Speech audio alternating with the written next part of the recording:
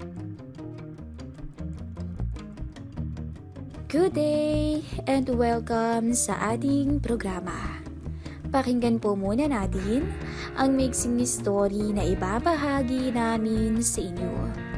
Babe, sunduin mo na ang Ninang Mel sa kanila. Masuyong pakiusap ni Mrs. sa akin ngayong umaga. Bakit? Tanong ko naman. Nag-text sa akin kagabi. Naglolo ko daw yung sasakyan niya.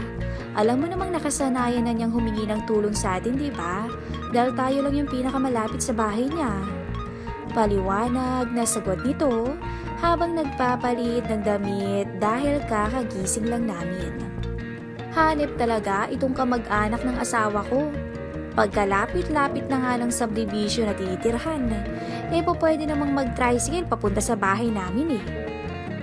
O siya, sige. Susunduin ko pero pabiti na sabi ko. Kailangan maka-score muna sa'yo ngayon bago ko umalis. Sabay tayo ko papunta sa kanya. Ay, grabe ka talaga. Hindi pa nga tayo nag-aalmusal eh. Yan kaagad ang gusto mo. Mamaya ng gabi. Maghahanda pa ako ng tanghalian. Alam mo namang tuwing araw ng linggo ay nagkakasalong pamilya ko, di ba? Ang sabi ulit ni Mrs. Ayaw talaga? May nadismaya tuloy. Ganyan sa aking pamamahay tuwing linggo. Doon nagsasalo-salo kami ng mga biyanan, kapatid ni Mrs. at mga anak at pamangkin ko. Family bonding, ika nga. Nagtanggal na rin ako ng pantulog at naligo para maibsan ang uhaw ko kay Mrs. Nagdamit ako ng puting short sleeve polo shirt at walking shorts na khaki. Bumaba ako mula sa kwarto namin at dumiretso na sa garahe para sumundo sa kamag-anak niya. Isang successful na babae ang Ninang Mel. Kahit naritirado na ito, paminsan-minsan ay pinapatawag pa rin siya ng mga kaibigan niyang successful din sa larangan ng negosyo. Konsultan sa mga proyekto o sa mga problema na hindi nila maasikaso dahil sa dami ng ginagawa. May asawa na ito pero nasa isang probinsya at nag-aasikaso ng kanilang hasyenda. Dalawa ang anak ni Ninang Mel na pareho ng nasa tamang edad. Mga executives din sa buhay, kaya't hayun. Nag-iisang ninang sa bahay niya kasama ang dalawang katulong na namumuhay ng marangya. Dumating ako sa bahay niya. Nag-doorbell at hinintay kong pagbuksan ako ng katulong. Hoy! Napatingala ako bigla. Nagulat sa boses ni Ninang. Nasa balkonahe pala siya. Ninang, nagpapasundo daw ho kayo? Kaya ako nang sumundo sa inyo ngayong umaga. Paliwanag ko. Sandali at bababa ako. At pumasok na siya sa loob. Ala yatang kasama ang ninang sa bahay ngayong umaga. Nasabi ko sa sarili ko. Bumukas ang front door. At pinadi ko siya. Hi Ninang Mel. Naku, pasok ka. Pasensya na at hindi ka napagbuksan ng mga katulong ha. Nagsimba kasi sila eh. Hindi pa nakakabalik mula sa simbahan.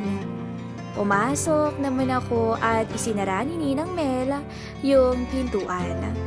Doon ko na napansin ang kanyang katawan. Nasa middle age na si Ninang Mel. Alam niyo naman na kapag nandoon na ang babae ay may mga pagbabago sa kanilang katawan. Una, nawawalan sila ng hilig. Dahil doon, ang partner ay nawawala ng gana o kaya naman ay maghahanap ng iba. Kapag ganoon na ang sitwasyon, malamang ay magmumukha ng losyang ang mga babae. Wala nang pakialam kung ano bang itsura na makikita ng iba sa kanila. Tulad ng nakwento ko, napuna ko si Ninang Mel. Kahit na middle age na ito, aba, may asim pa. Hindi ko mapigilang tumakbo ulit. Ang berdeng parte ng kukote ko. na siyang naghuhudyat sa aking munting kaibigan na may masarap na nakahain sa harapan niya. Nakaputing pajama shirt na oversize si Ninang Mel. Abot hanggang sa hita lang niya. Butit ikaw ang sumundo sa akin kasi ikaw ang paborito kong inaanak sa kasal eh. May dadalhin nga rin ako sa inyo pero mabigat dalhin. Naglolo ko pa ang sasakyan ko. Tapos, wala pa ngayon yung mga kasama ko dito sa bahay. Baka pwedeng ikaw na ang magdala sa bahay niyo. Pagtulungan na nating buhatin sa sasakyan. Ang wika ni Ninang Mel. Ano kaya yung bagay na yun? Buti pa ho kaya ipakita nyo sa akin at baka kaya ko namang mag-isa. Sagot ko. Pumihit siya at humakbang na patungo sa hagdanan. Tara, nasa kwarto ko at doon mo tingnan. Sumunod ako at dahil nauna siya, mapagmamasdan ko ang figura niyang unti-unting nagpapatakam sa akin. Ewan ko ba kung sinuswerte ba ako, pero mukha yatang walang suot na pang-ilalim si Ninang. Shems, wala nga yata siyang suot ngayong umaga. Siguro pag natutulog siya gusto niya yung komportable. Ganon din kasi minsan ang misis ko. Umabot na kami sa master's bedroom. Ang kwarto na siyang pinagtutulugan niya kasama ang asawa. Pero ngayon ay siya lang mag-isa ang humiga kagabi at gumising sa umaga ng araw na to. Pasok ka at nasa loob yung bagay na sinasabi ko sa'yo. Pumasok ako at talaga namang namangha ako sa nakita ko sa loob. Ang master's bedroom ay hindi ordinaryo, kundi isang kwarto na mamahalin ang laman. Lahat ng nakita ko ay pangmayaman talaga. Ang pinakapansinin ay yung 4-poster bed. Malaki na kayang magpahiga sa 6 na katao. Sa tansya ko, pearl inlaid ang mga inukit na disenyo. Silvery white silk bedsheet at goose feathered pillows para maginhawa at mahimbing ang paghiga ng matutulog. Kasunod ko siya sa likod ko. Iyang kahon na yan yung sinasabi ko sa'yo.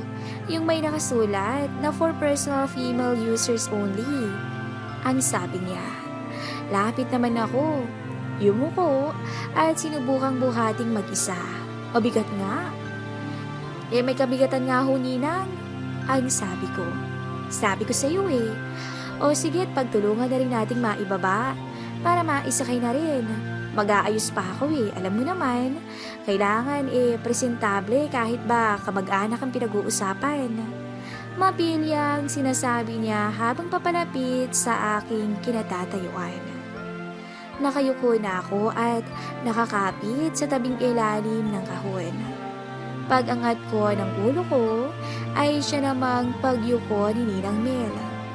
Nabigla ako at kamunti ka ng hindi makakilos. Kitang-kita ko kasi ang lahat. Totoo nga ang hinala ko. Na walang kahit anong suot na pag-ilalim si Ninang Mel. Hindi ko na makayanan ng tukso na nakikita ko.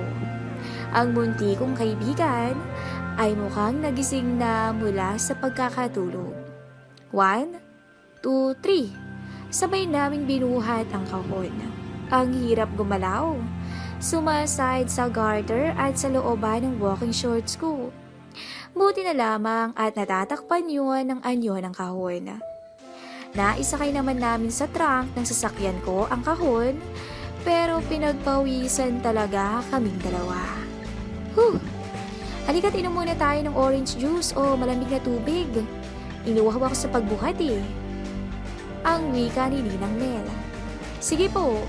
Sagot ko naman dahil talaga namang nakakahingal.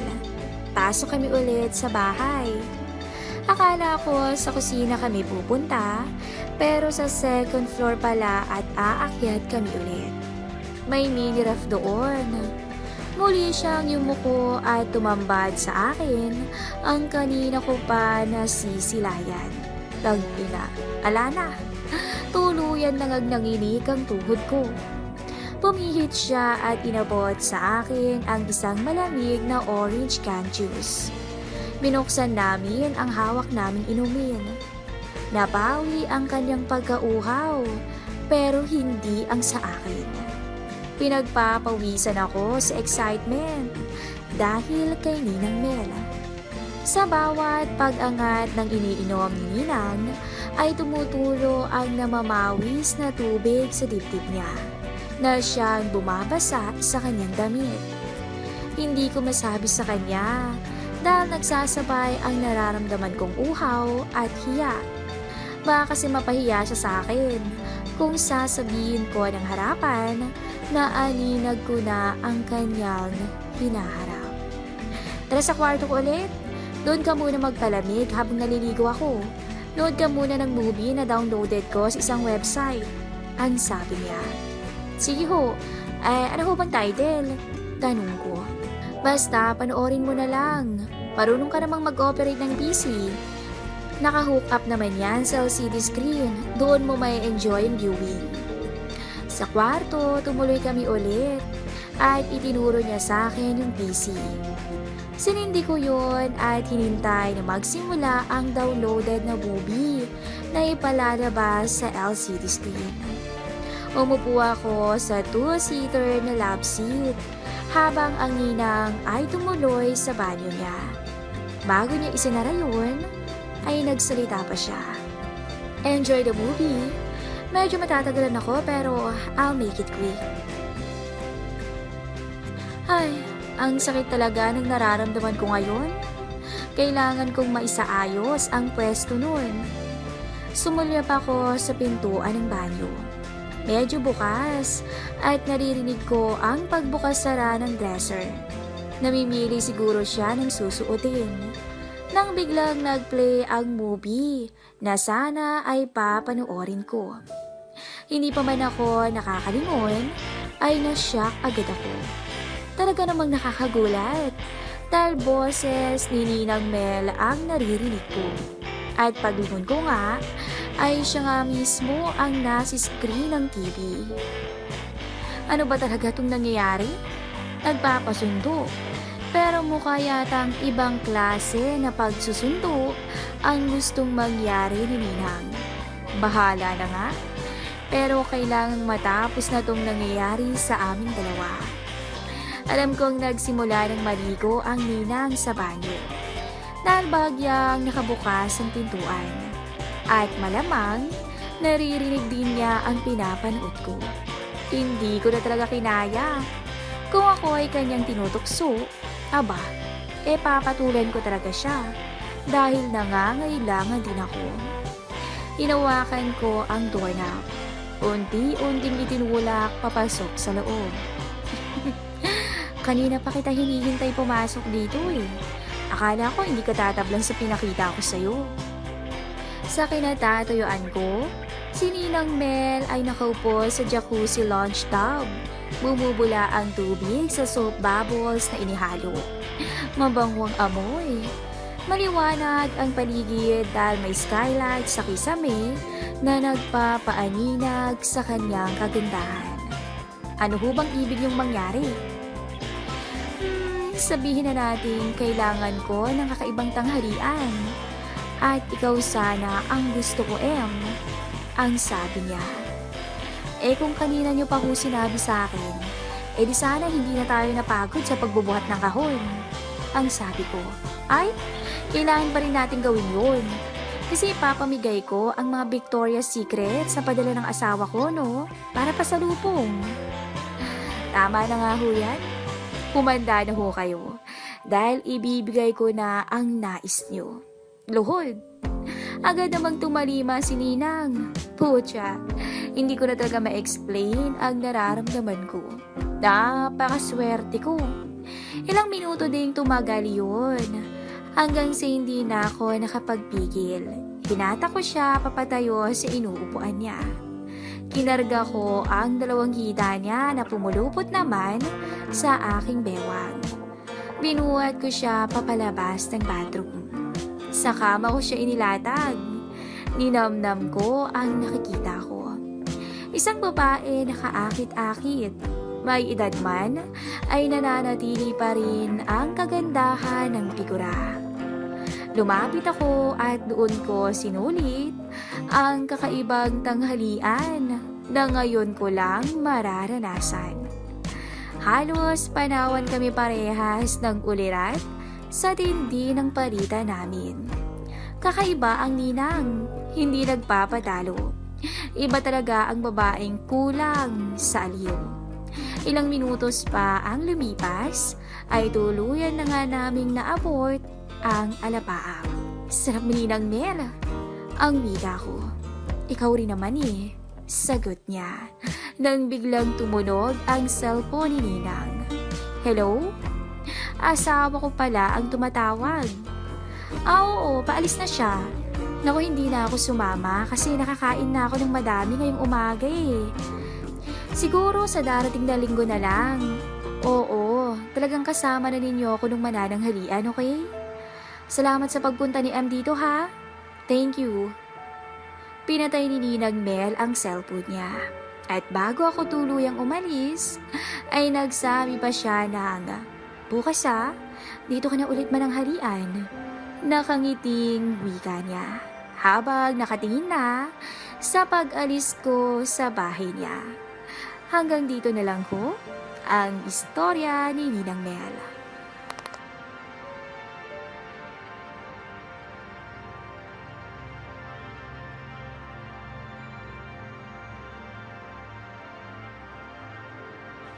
Good day and good evening sa mga listeners ng aming programa.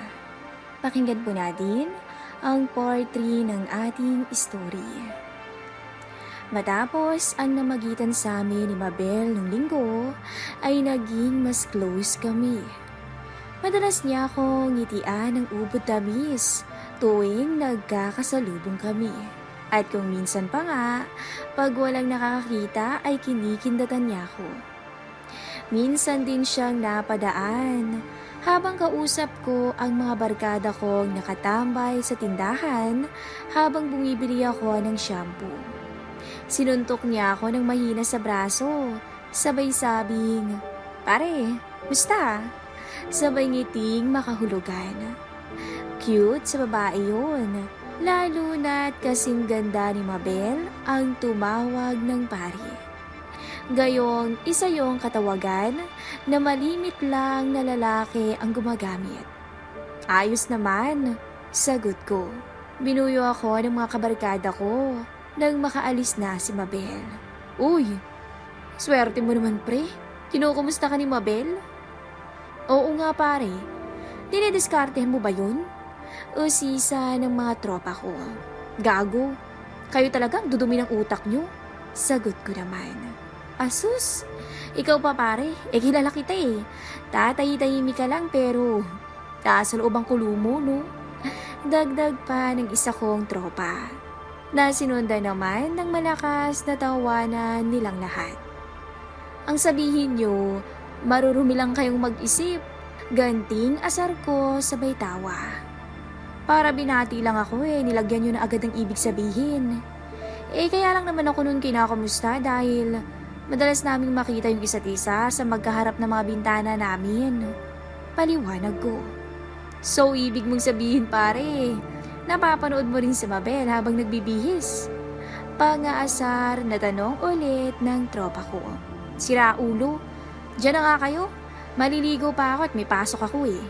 At iniwan ko silang nagtatawanan pa rin. Kung alam nyo lang. Sisip-isip ko at napangiti na lamang ako.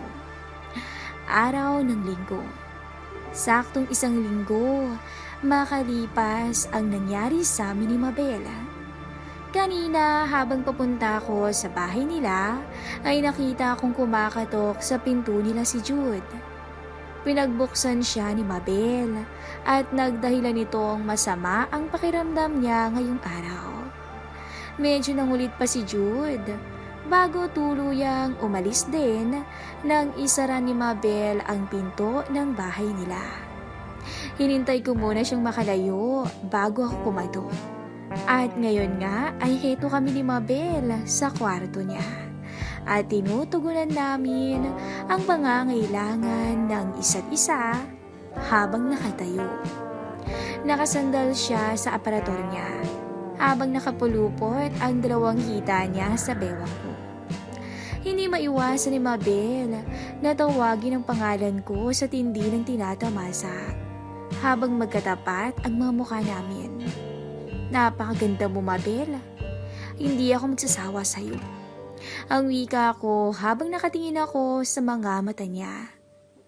Napatingala na lang si Mabel sa kisame sa sobrang gigil ko sa kanya. Napalinga ako sa bandang kaliwa ko sa may pintuan. At ngayon, siguradong sigurado na ako. May nanunood nga sa amin talaga. Bahagya akong natigilan at napansin yun ni Mabel. Bakit? May problema ba? Tanong niya. Wala naman. Sagot ko. Bakit ka natigilan? Napangiti siya. Hindi mo na kaya, no? Natawa naman ako. Ako? Hindi na kaya? Matibay yata to. Hindi to sumusuko sa laban. Sagot ko. At muli naming pinagsaluhan ang bawat sandali hanggang sa tuluyan na nga kaming mapadpad sa rulok. Naghinang pa ang mga labi namin. Pagkatapos ay sinubsob ni Mabel ang mukha niya sa kanang balikat ko. Kapwa kami pawisan ng mga sandaling yun at talaga namang hingal na hingal. Habang magkayakap kami, ay sinumyapan kong muli ang pintuan. Katulad nung isang linggo, sigurado kong inilapad ko ang pagkakasara nun. At katulad din nung isang linggo, ay bahagya na namang nakauwang yun ngayon. Kitang-kita ko rin ang mabilis na pagkaripas, paalis ng kung sino mang nanunood sa amin kanina. Malas nga eh. Hindi ko na mukha ng gago. Katulad ulit ng isang linggo, binuhat ko si Mabel at dinala sa higaan upang magpahinga saglit. Parehas kaming magkayakap na migpit. Hindi ko na mahintay yung next Sunday. Uulitin natin to lagi ha, bulong niya. Natawa naman ako sa sinabi niya. Maya-maya'y nagbihis na ako at nagpaalam sa kanya. Gumagabi na rin kasi at baka abutan pa kami ng mami niya. Pagpasok ko ng bahay ay pumailan lang ang boses ng mama ko. Sa tonong yun, alam kong nagbubunganga na naman siya. Ma, ano ba yan? Dinig hanggang dun sa hardware sa kanto yung boses niyo ah. Baka ma-high blood na naman kayo niyan. Mahinahong wika ko sa kanya. Ay talaga nga high blood din ako dyan sa lintik na batang yan. Pasigaw na wika niya, sabay turo sa kapatid kong si Paris. Pang-apat sa aming magkakapatid si Paris James o PJ kung tawagin. Pero pag galit ang nanay ko, Paris ang ginagamit niyang tawag. 14 years old at kasalukuyang nasa high school. O bakit Paris? Ano na naman bang nagawa mo? Malumanay kong tanong sa kanya. Wala. Nakayoko naman yung wika. Wala? At bahagya akong nabingi sa pagsigaw na yon ng nanay ko. Punyeta ka. Kung wala kang ginawa, bakit na naman ako pinapatawag sa eskwelahan nyo, aber? Uminom si mama ng tubig at bumaling sa akin. Yung magaling mong kapatid na yan. Nag-cut na naman ng klase. At alam mo ba kung anong ginawa? Nang bugbog ng kaskwela. Patang nakakairita pa. Doon pa siya nag-cut sa klase ng guro niyang ubod ng sungit. Sa lahat ng guro niyan, yung Mrs. Dominguez na yun, yung ayaw na ayaw kong kausap eh. Ubod ng tara yung babaeng yun. Mahabang litanya ng nanay ko. Totoo ba yun, Paris? Baling ko sa kapatid ko. Siya naman na una kuya eh. Romesbak lang naman ako. Paliwanag niya. Oy, anong resbak ang sinasabi mo dyan? Sabat na naman ang nanay ko. Ang sabihin mo, parang kulang ang buhay mo pag hindi ka napapaaway. Gamuho ka talaga. at bumaling uli siya sa akin. At eto pa, Romela, kung hindi ba naman talagang walang hiya yung batang yan.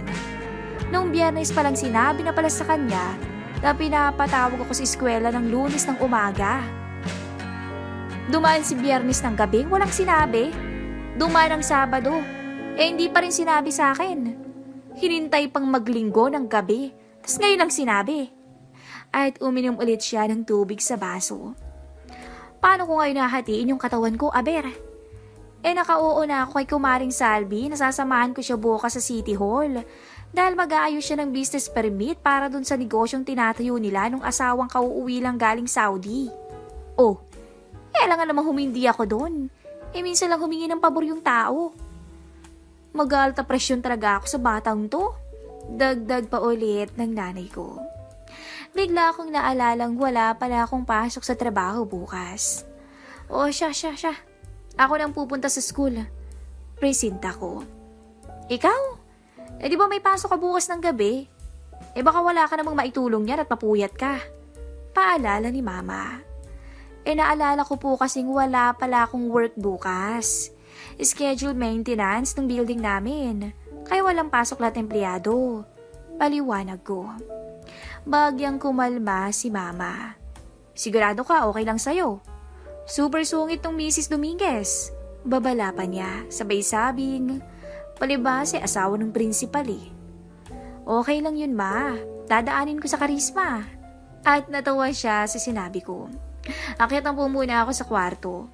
Paalam ko at iniwan ko na sila. Kinabukasan, alas 8 ng umaga pa lang kumakatok na ako sa faculty office ng English department sa 3rd floor ng eskwelahan. Nakasabit sa pinto ang karatulang Speak English. Bumukas ang pinto at akmang palabas na ang isang may edad na teacher, bit-bit ang class record at ilang libro. Mukhang papunta na sa klase nito. Good morning, ma'am. Ang bati ko. Andyan po ba si Mrs. Dominguez? Magalang na tanong ko. Ibinaling ng teacher ang tingin nito sa karatulang nakasabit sa pinto at nagtaas ng kilay. Pagkatapos ay tiningnan ako mula ulo hanggang paa bago sinabing, "Third table on the left." At tumalikod na ito papunta sa corridor. Thank you, ma'am. Nagtungo ako sa loob ng office at otomatikong tumigil ang pagchichismisan at kumustahan ng mga gurong andon. Tumahimik ang buong paligid at napako ang tingin nilang lahat sa akin. Sinundan ako ng mga mata nila hanggang sa narating ko ang third table on the left. Abalang nagsusulat sa lesson plan niya ang teacher na nakaupo. At hindi yata alintana ang pagdating ko. Bago ako nagsalita, ay naalala ko ang karatula sa labas ng pintuan. Speak English. Good morning, Mrs. Dominguez. Ang bati ko. Nag-angat ng mukha ang babae at mataray na sinabing, Yes? What can I do for you? I am Paris James' older brother, ma'am. I'm here in place of my mom because she can make it here today. Sinipad ako ng teacher mula ulo hanggang paa at mula paa pabalik sa ulo. Tapos ay nagtaas ito ng kilay at ibinalik ang tingin sa lesson plan niya. Please sit down, Mr. De Torres. Malamig ang tono ng pananalita niya. Thank you, ma'am. If it wasn't too much, I'd just like to put final touches on my lesson plan today before we start talking about your brother. Wika niya na hindi inaalis ang tingin sa ginagawa. Hindi na nga niya pinatapos ang sinasabi ko eh. Yes, please. Take your time. Medyo asar na ding sagot ko. Tinapunan niya ako ng isang mataray na tingin at saka ibinalik ang atensyon sa ginagawa. Inikot ko ang paningin sa kabuuan ng office. At natawa ko nang makitang hanggang ngayon natahimik pa rin ang daldalan ng ibang mga guro kanina. Aircon ang kwarto at may 2 pang stand fan at 2 ceiling fan. Naisip ko, Presko na sa office nila, bakit ang iinit pa rin ang ulo nila sa mga estudyante nila? Maya-maya ay sinara na ni Mrs. Dominguez ang lesson plan. Itinabi yon sa gilid ng table niya at tumayo. "Please follow me, Mr. De Torres," mariing sabi niya. Otomatikong napatayo naman ako sa kinauupuan ko at napasunod sa kanya. Kasunod ko naman ang tingin pa rin ng mga naiwang faculty members. As per discretion purposes, banggit niya nang makalabas kami ng office. "We're not gonna talk there in the faculty office. We'll do it in the principal office where there will be no other person. Oh, and by the way, I am the wife of the principal of this school." Mapagmalaking wika niya.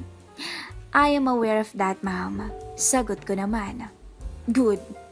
Nakasalubong namin ang isang grupo ng mga estudyante habang pababa ng hagdan at sabay-sabay nilang binati ng good morning si Mrs. Dominguez. "Good morning. Now go back to your classes or at least do something productive in the library." Mataray na sagot niya. Talaga palang terror teacher tong si Mrs. Dominguez? Sa isip-isip ko. "Please sit down on the couch, Mr. De Torres." Wika na naman niya nang marating namin ang principal office. Hindi na ako nag-thank you. Naupo na lang ako at ibinaba ang magkabilang braso sa sofa. Malamig sa kwarto. Muli, tiningnan niya ako mula ulo hanggang paa at mula paa hanggang ulo. At mula ulo ulit pababa sa tiyan ko. At nag-iwas siya ng tingin nang mapansing pinagmamasdan ko siya. Puting v-neck shirt na hapit sa katawan at skinny jeans ang suot ko at litaw na litaw ang mga muscles ko. Naupo siya sa upuang kaharap ko at pinagdikit ang dalawang hita. Hindi agad siya nagsalita at tiningnan muli ako mula ulo hanggang paa. Naasar na ako at hindi ko na napigil magtanong. "Is there something wrong with the way I look, Mrs. Dominguez?" Matikas na tanong ko. Para naman siyang biglang natauhan. "Ha? Nothing. Nothing, Mr. De Torres." Pinutol ko ang sasabihin pa niya. "My name's Romel, ma'am." At tinignan ko siya ng diretso sa mata. "Alright then. So, with regards to your brother, putol-putol na sabi niya. Tumigil siya sa pagsasalita at tinanggal sa pagkakatali ang buhok niya. Inilugay niya yun at winagwag na para bang yung ginagawa ng mga babae sa shampoo commercial. Nagulat ako. Maganda pala si Mrs. Dominguez. Sa tansya ko'y nasa 35 anyos na to, pero mukhang dalagang 25 anyos pa lang kung titingnan mo. Hinawi niya ang buhok bago muling nagsalita. "As I was saying, your brother is becoming an irresponsible individual. He cuts classes. He doesn't participate much in class discussion. He doesn't do homework sometimes.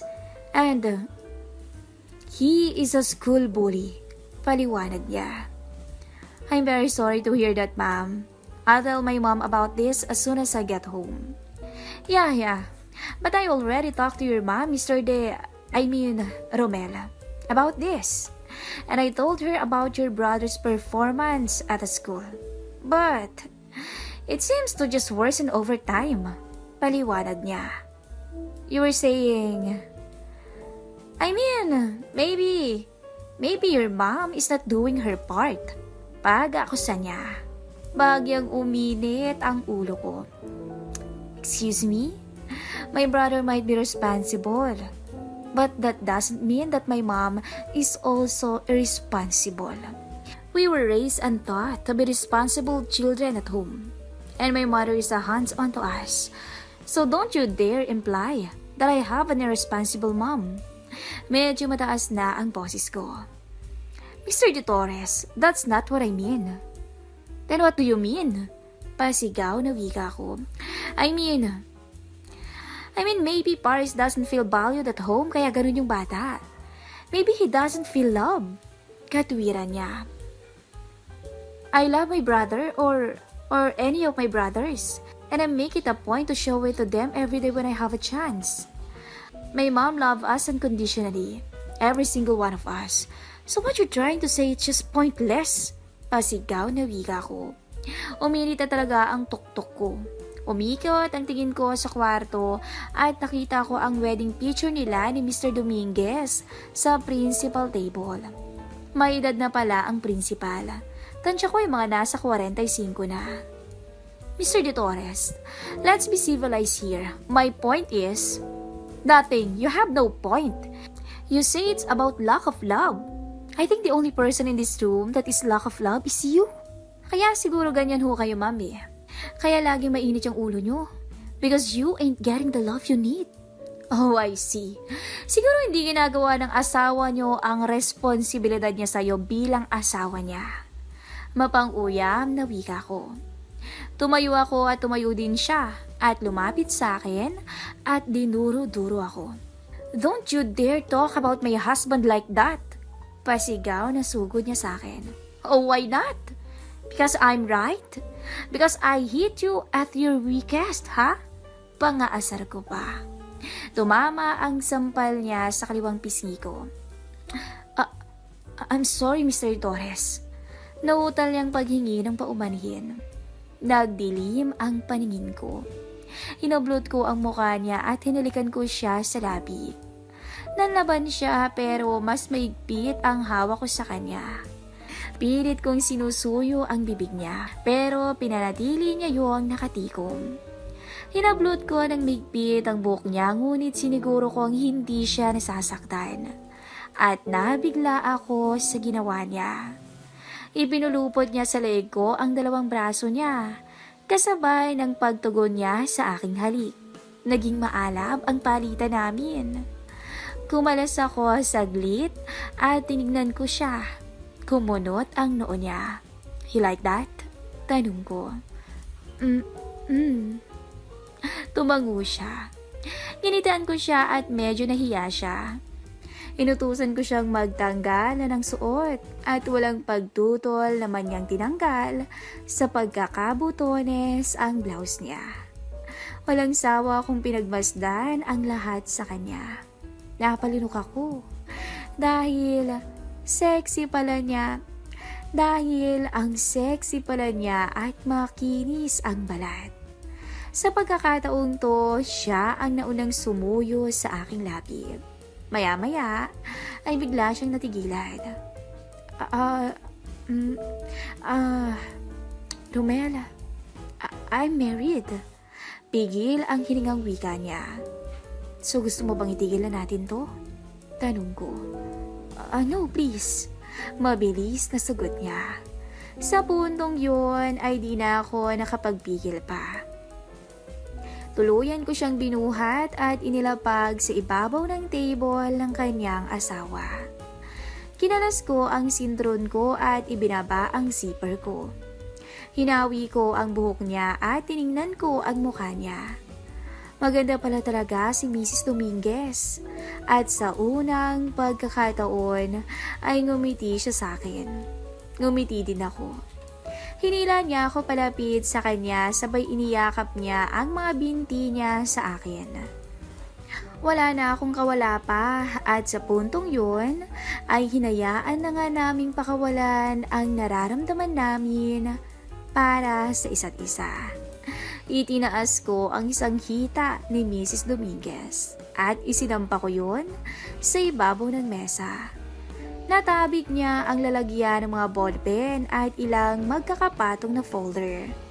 Nalaglag yon sa sahig, ngunit tila wala siyang pakialam. Nakita ko na lang na napakapit siya sa gilid ng mesa at napatingala na lang sa kisame sa tindi ng tinatamasa. Maya-maya pa ay ramdam ko na ang paghigpit ng pagkakayapos niya sa akin. At tuluyan nang humupa ang gigil namin sa isa't isa. Panandalian siyang nanlupaypay at hinabol ang hininga. Nang makarecover, ay pinunasan niya ang pawi sa noo ko. Ako naman ay para talagang tumakbo ng ilang milya ng mga oras na yun dahil sa pagod. Hinaplos-haplos naman niya ang mukha ko. Nginitaan ko siya at gumanti rin siya ng matamis ng ngiti. Niyaya niya akong maupo sa sofa upang makapagpahinga at makipagkwentuhan. Hindi muna kami nag-ayos ng sarili. Ikinuha niya rin ako ng maiinom mula sa ref ng asawa niya na nasa loob ng office. Masarap naman palang kakwentuhan si Mrs. Dominguez. Marami siyang naikwento tungkol sa sarili niya at sa buhay nilang mag-asawa. Hindi nga raw siya talaga nasasatisfy ng asawa niya pagdating sa kama. Bukod daw kasi sa maliit, ay hindi daw talaga to tumatagal. Nabanggit niya rin na ako lang daw ang unang lalaking umangkin sa kanya bukod sa asawa niya. Maya-maya ay nagpaalam na akong pupunta ng banyo upang makapaglinis ng sarili. Ngunit agad din siyang sumunod sa banyo at nang makapasok sa loob ay tinanong niya ako, "Pwede bang isa pa?" At sa puntong yun ulit ay muli na naman naming tinugunan ang pangangailangan ng bawat isa. Sinigurado niya naman na safe siya. Nakahinga ako ng matiwasay. Malaki kasang gulo kung sakaling madisgrasya ko siya. Nag-shower kami at matapos yun ay nagsuot ng mga damit namin. Habang iniintay ko siyang matapos mag-ayos ng buhok, ay tinanong ko yung tungkol sa kapatid kong si Paris. "Huwag mo nang isipin yun. Ako nang bahala dun." Nakangiting sagot niya. "Thank you po, Mrs. Grace." Ang putol niya sa sinasabi ko. "Huwag mo na akong tawaging ma'am or Mrs. Dominguez. Grace na lang, okay?" Ang sabi niya. "Okay. Thank you, Grace." Nakangiting wika ko. Wala yun.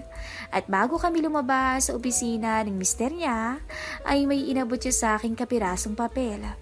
"Number ko at address." Sabi niya. I was hoping na hindi pa to yung huli, right? Tumango ako habang nakangiti. Ayos! Sa isip-isip ko habang pauwi. Jackpot talaga ako sa babaeng yun. Sabi ko na, nakakabaliw tumikim ng babae. Pero gaya nga ng sabi ng iba, nothing feels better than a married woman. Oh, okay nang sabi sa'yo ng matari na teacher mo, Paris? Usisa ni Mama habang naghahapunan kami ng gabing yon. Okay naman po, May. Ang bait nga po niya sa klase namin kanina. Hindi masyadong sumisigaw at hindi masyadong nagagalit pag may maling sagot. Kala ko nga po sa amin lang ganun eh. Sabi din po ng ibang section. Ang bait din daw sa kanila ni Ma'am. Niloloko nga nila baka may sakit lang o na maligno. Ang wika ni Paris. Makasumpisa lang yan. Sabi ni Mama. Tapos ay bumaling siya sa akin. Bakit, Romel? Ano bang karisma ang ginamit mo doon kay Mrs. Dominguez, ha? Natatawang dagdag pa niya. Kayo talaga, Ma? Nakangiting sambit ko. At nagtawanan kaming lahat. Kung alam lang nila. Abangan po ang susunod na episode ng ating story.